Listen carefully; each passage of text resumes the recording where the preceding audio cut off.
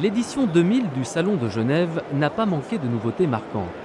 Autolive a sélectionné pour vous les principales que nous vous dévoilons maintenant.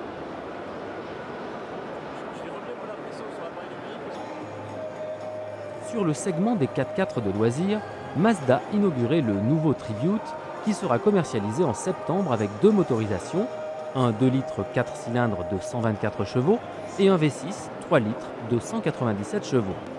Il aura un frère jumeau chez Ford, le nouveau Maverick. Ensuite, le Hyundai Santa Fe jouait la vedette sur le stand du constructeur coréen. Il arrivera en France le 1er octobre, équipé d'un V6 2 litres 7 accouplé à une boîte automatique. Un turbodiesel Common Rail devrait suivre début 2001.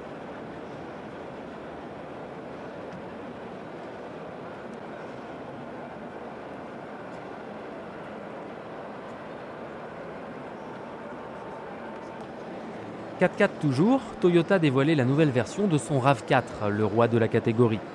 Tout est nouveau, le design, la plateforme et les moteurs, qui seront des évolutions des excellents VVTi, déjà vus sur la Yaris.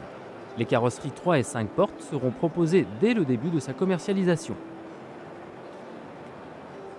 4x4 encore, Mitsubishi remplace également son fer de lance, le Pajero. Le design évolue assez peu, mais prend un peu de muscle pour se rapprocher du Pajero Evolution, celui des rallye raids.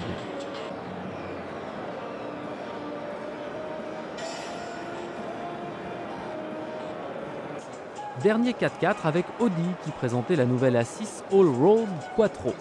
C'est en fait une déclinaison tout chemin du break à vente.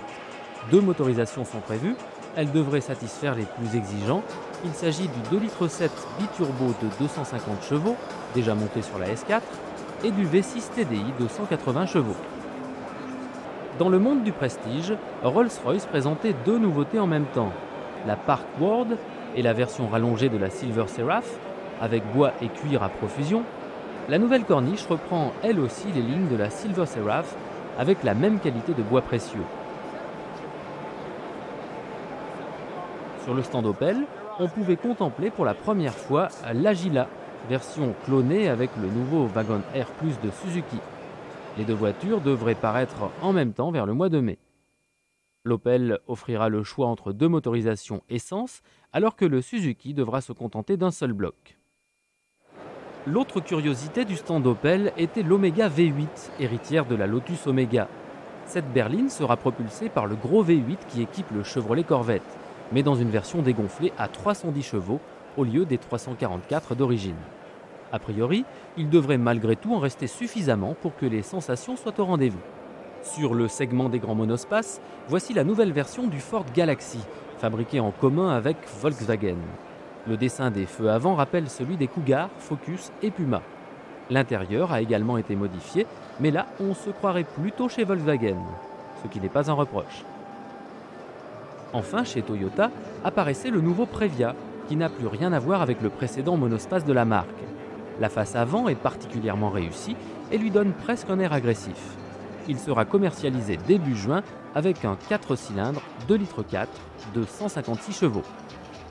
Voilà, c'est tout pour cette fois, en espérant que la visite vous a plu.